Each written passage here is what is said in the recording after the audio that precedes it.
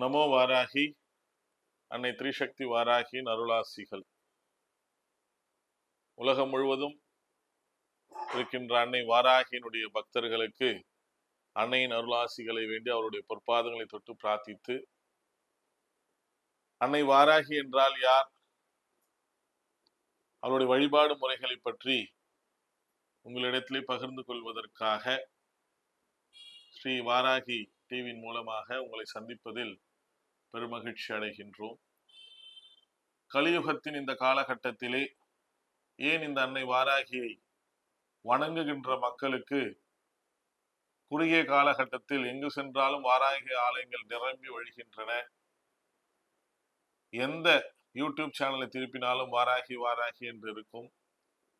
இந்த வாராகி வழிபாடு தான் என்ன, ஏன் திடீரென்று இப்படி இந்த வாராகியின் மீது ஒரு மோகம், இப்படி சாமானிய மக்கள் முதல் முற்றும் அறிந்த அறிஞர்கள் வரை நிறைய பல கேள்வி கணைகள் அவருடைய மனதிலே இருக்கும்.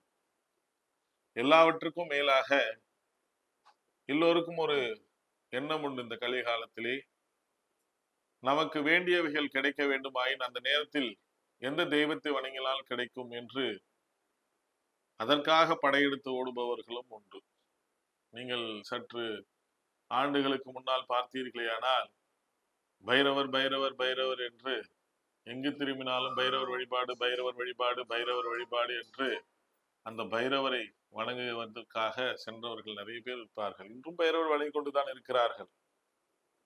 ஏன் இதை நாம் இங்கே சொல்கின்றோம் என்றால், ஒரு சிலர் ஏன் நம்ம இது போன்ற தொலைக்காட்சிகளிலே கூட பார்த்தீர்களேயானால் ஏதோ இந்த காலகட்டத்தின் ஒரு தேவதையாக தேவியாக வரத்தினை அளிப்பவளாகவே ஒரு சிலர் இதை பாவிக்கின்ற ஒரு துர்நிலையும் உண்டு.